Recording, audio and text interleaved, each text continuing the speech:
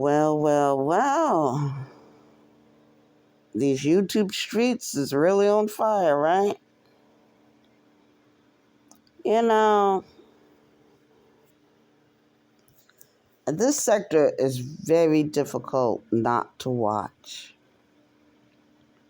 I did a couple of days watching other things that's going on YouTube.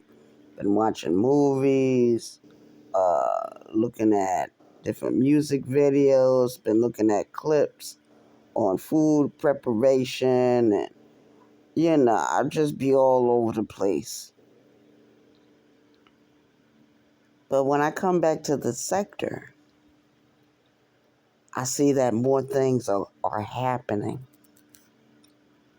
Things I didn't even know that was happening. I mean, I knew that social media was a different world from the actual world that we actually live in.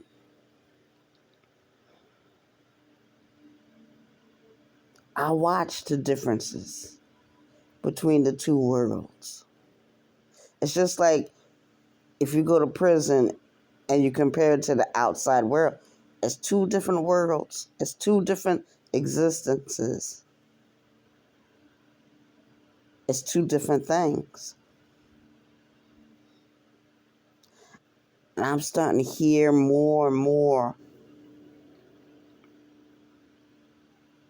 of the difficulty that some YouTube creators are now having. Well, some always had it ever since they came to YouTube.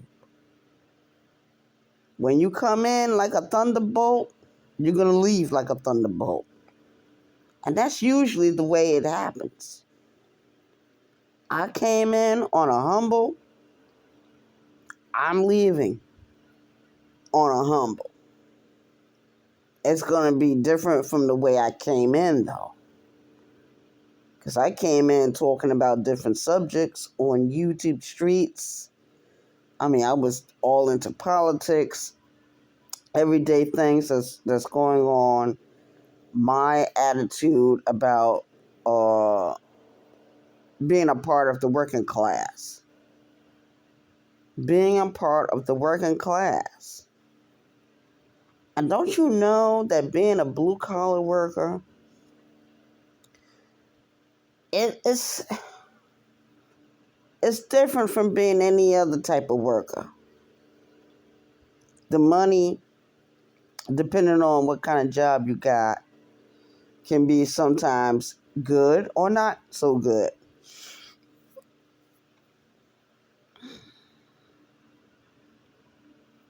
It's a whole different world. There's other things I want to say in this video, but I'm going to wait a couple of days to say it. But you know me, I'll probably end up saying it in the next few hours. Because I got to get ready to get back the fuck up and repeat what I did today. I got to get up and go to work. I got to get up and participate in my life. And I know sometimes it sounds like I'm disappointed or I'm unhappy with doing what I'm doing. In a way, I am kind of unhappy. I have some complaints about the life I had chose. And if I could do it all over again, if there were certain things I could go back and do all over again, I would do all over again. There's only one particular thing. One.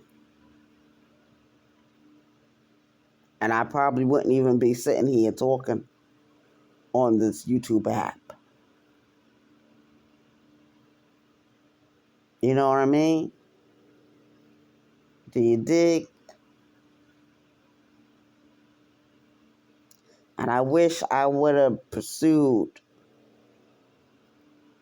that one thing I should have pursued years ago, but I didn't do it.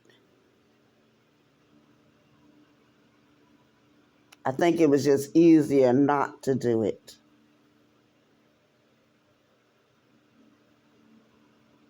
And sometimes the easiest thing in life is not to participate. But you can't win the game if you don't play. So it's a two-edged sword. Some people are very happy with what they do for a living. I am unhappy. But how much longer do I have to worry about being unhappy? In a few more years, I'll retire. I'll be retiring, just like everyone else around me that are older than me. A lot of the young people, they're not retiring. Some of them are going to college. Some of them are going into the merchant marines. Some of them are becoming longshoremen. So this is a whole. I mean, I keep thinking I'm close to what? Well, I know I'm 50. I'll be 51. And imagine this. I'll be 51 just in a few more days. 51.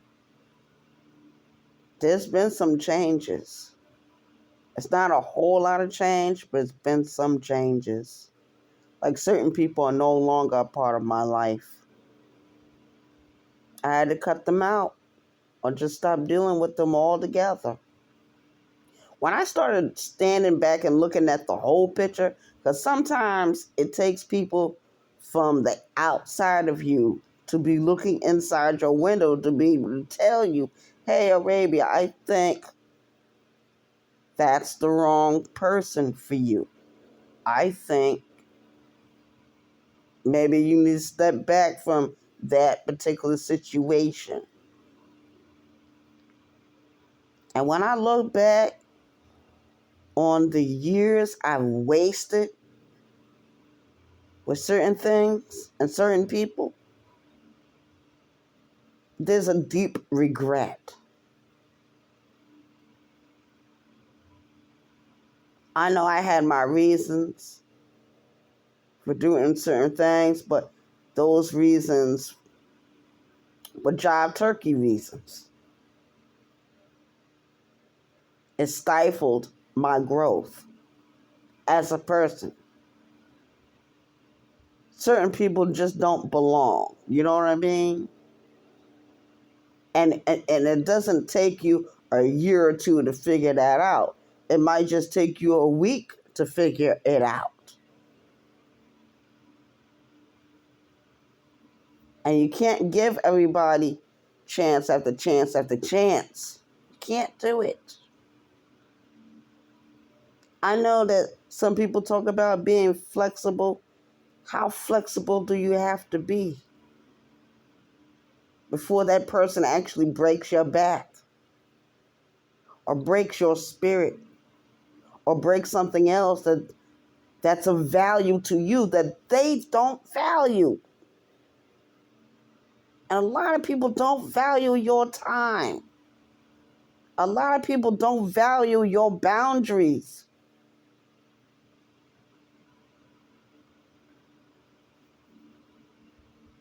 Most of my life, I have been violated and disrespected. It started early. What a shame. I'm a middle-aged woman, and I'm just coming to know that I am valuable in certain ways to certain people and certain situations. I'm valuable to myself. I don't have to answer to anyone. I don't even have to answer to a God I can't see. If I can't see it, it doesn't exist. It's certain things that you're taught as you're growing up. And when you find your own truth, You have to walk away from the falsehood that you was taught, the falsehood that you was fed. Do you get angry with the people that did that to you, that lied to you, that fooled you, that hoodwinked you, that took advantage of you, that violated you, that stole something away from you? Yes. Ain't no way in the world you're not going to become better. There's no way. They got this movie out. It's called The Grudge. There's 3 different parts to that movie. But before it was called The Grudge, it was called something else. But if you pay attention to what's going on in that movie, it talks about different aspects of life. You can either escape or not escape. The choice is yours. I just hate that I waited almost 51 years to walk away from certain things. Maybe that's why I drank as much as I did. Maybe that's why I smoked the cigarettes like the way I smoked them. I'm a chain smoker. I'm a heavy drinker. I had practiced self-mutilation ever since I was 17 years old, and I know why now. And it's awful. It's like waking up from a terrible dream, a horrible nightmare. Because when you wake up from that dream, you're still affected by the emotions that you felt while you were dreaming that dream. Some people don't have nightmares. Some people have terror-mares. Terror-mares, you're having a nightmare, but it means that there's more activity going on. Screaming, actually. Different emotions. I looked at a documentary they did about Janis Joplin years ago. When I came home, I revisited it, that same documentary. It's awful the way they treated that woman. She went through all that hell, and she got off of this planet at the age of 27. The same thing with Amy Winehouse.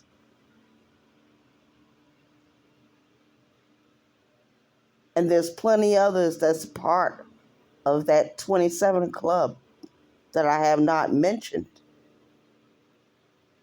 They lived hard and fast, and they crashed out. They burned out early. At the age of 27, I'm 50 years old. Does that make me special? That I lived longer than those young people? No. Because people go through different stages of hell or heaven. Depends on how you look at it. Peace out, y'all.